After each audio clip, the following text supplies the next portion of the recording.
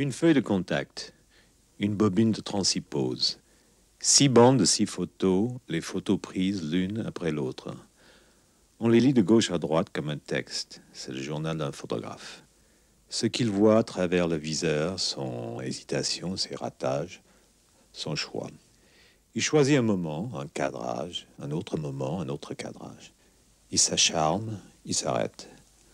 On voit rarement les contacts d'un photographe. On ne voit que la photo choisie. On ne voit pas l'avant et l'après. Une photo prise à 1/125e de seconde. Qu'est-ce qu'on connaît du travail d'un photographe? Une centaine de photos? Peut-être 125? C'est une œuvre.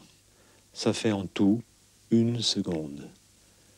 Peut-être 250 photos? Ce serait déjà une œuvre conséquente. Et ça ferait 2 secondes. La vie d'un photographe, même d'un grand photographe comme on dit, 2 secondes. Bon, les contacts. On voit l'avant et l'après. Pourquoi on fait telle photo plutôt qu'une autre? Et ensuite, pourquoi on choisit telle photo plutôt qu'une autre? Ici, des personnages en ciment. Le jardin d'un sculpteur dans le Midi en 1970. Moins de surprise qu'avec des personnages vivants, mais les mêmes problèmes. Que cadrer, comment photographier? Fais un gracieux sourire, chérie. De suite, ma petite souris. Voilà, c'est bien, bouge pas. Pas de risque qu'il bouge, il pèse une tonne et il est boulonné au sol. Voilà, c'est ça la photographie, à peu près.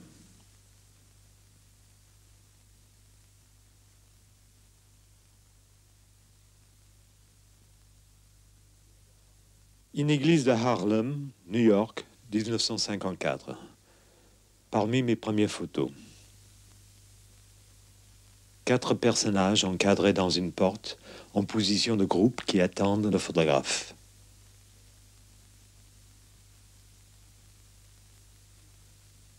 Plus loin, 2 gosses demandent à être photographiés. Un sacristain surveille. Il s'en va. Une autre photo, meilleure. Une pose d'album de famille, les lignes de fuite, le gosse de tout à l'heure dans la porte du fond, et surtout le mouchoir dans le dos du sacristain. Le hasard fait une photo. À 2 pas, presque une photo. Une palissade à New York il y a 20 ans. Cairo, sans doute un nom de gang. Le revêtement déchiré, ce sont des photos trouvées comme il y a des objets trouvés. Ici, il n'y a que cadré. On pourrait en faire 1000, ça n'a pas d'importance, tout est bon. Il y a partout des photos comme ça, il suffit de tomber dessus.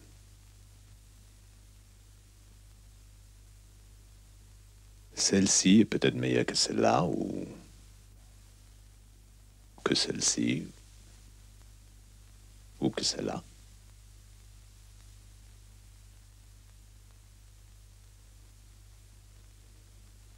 Un autre groupe.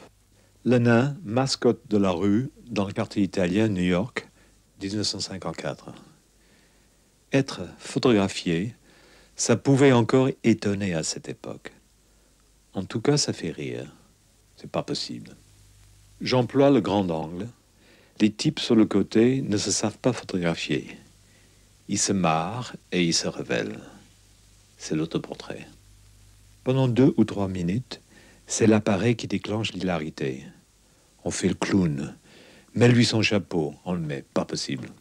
Puis, il y a une limite, et pour moi, et pour eux. La surprise, la complicité se tasse. On va quand même pas y passer la journée.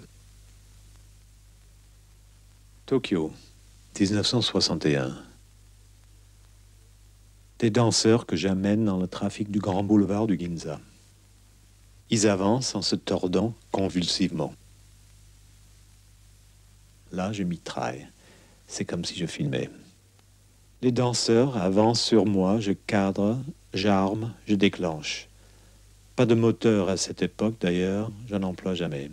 J'aime l'excitation d'armer, de recadrer, de réarmer. Je marche à reculons, ils avancent, toujours impassibles comme doivent être les Japonais. Les voitures nous frôlent, on s'excite les uns les autres. L'enterrement de Duclos, Paris, 1974. Au milieu de la foule qui avance, badge de Duclos au revers des vestes, je recule en cadrant et en recadrant. L'humanité. Pour les Français, un journal. Pour les étrangers, c'est peut-être la désignation de l'espèce. Pour moi, c'est les deux. Je veux une photo où la bannière humanité flotte au-dessus des pauvres humains désemparés. Peut-être c'est cela. New York, 1954. Je faisais mon album de famille. Je voulais tout documenter. Ce jour-là, une série sur la typographie, sans personnage. Les murs, les enseignes, la vitrine d'un bar. La Happy Days Bar, bar de jours heureux. Un type vient voir, je lui fais signe, bouge pas. Une photo. Celle que j'ai gardée, il est là, grave, pour l'éternité dans son univers typographique. C'était ça, un bar de New York en 54. Puis, il en fait un peu plus. C'est autre chose.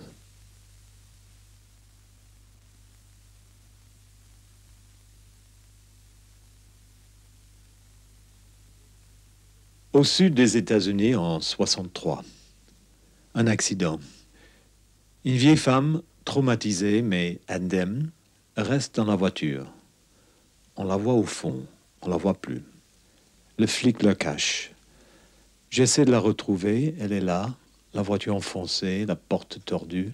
Le gros cul du flic, son flingue, ses menottes, ses clés.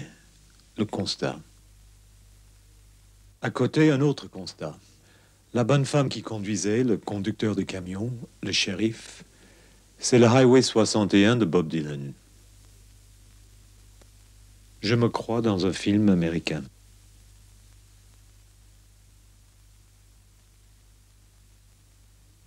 Moscou, 1959.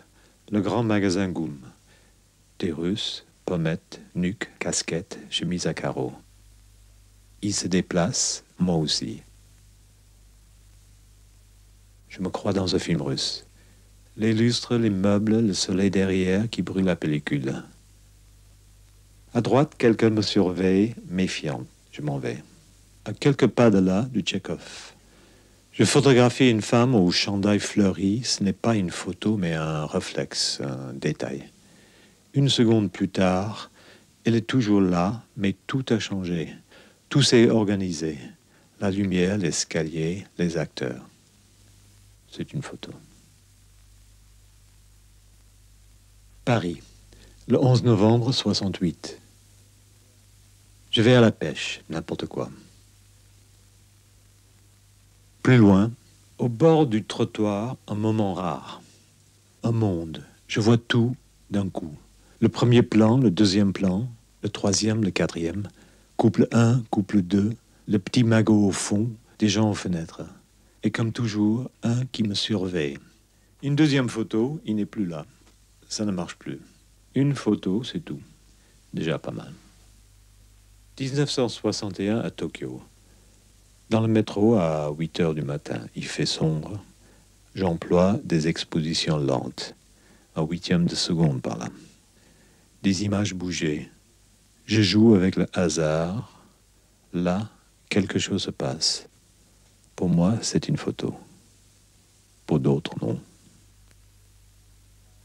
En Bâle, l'année dernière, au flash, avec des expositions lentes. La lumière ambiante bouffe les contours. Un monstre sort du brouillard de lumière, me dévisage.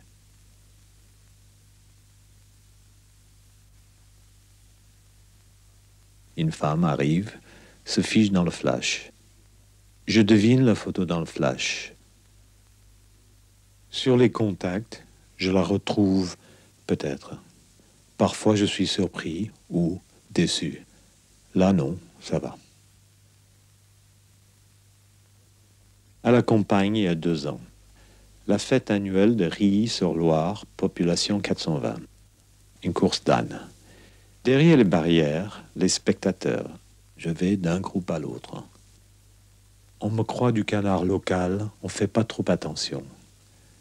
Des viticulteurs, la boulangère, le cantonnier, l'adjoint du maire, tout le monde.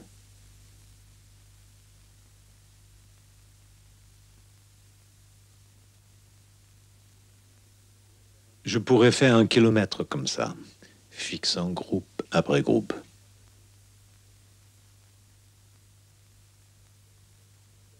Le stade de Saint-Étienne, il y a 10 ans. Je longe les tribunes. Presque pas de femmes, c'est trop sérieux. Les Verts font rien de bon. Derrière les grillages, les supporters souffrent. Tragique le football, surtout les fans.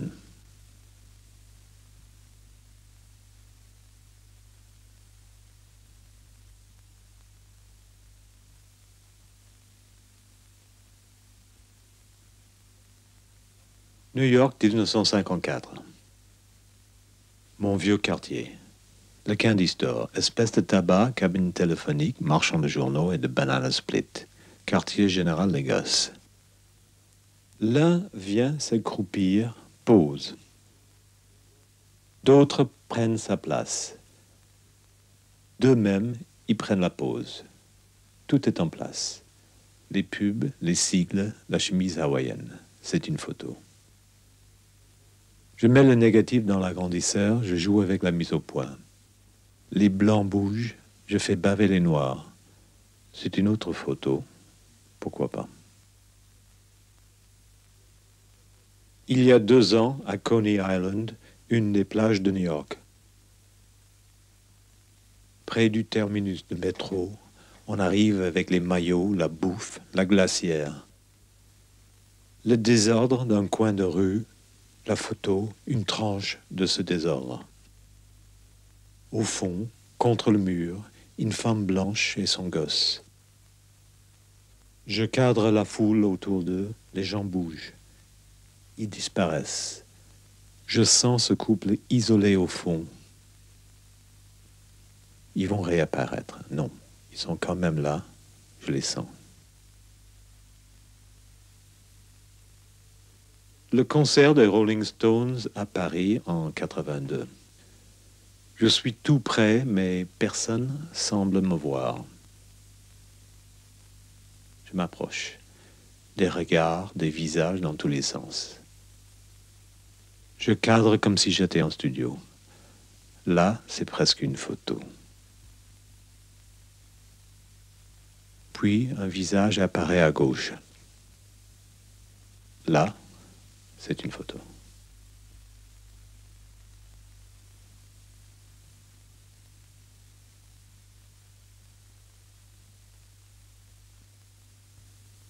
Voilà, une vingtaine de photos, une centaine de non-photos, quelques planches de contact, quelques secondes.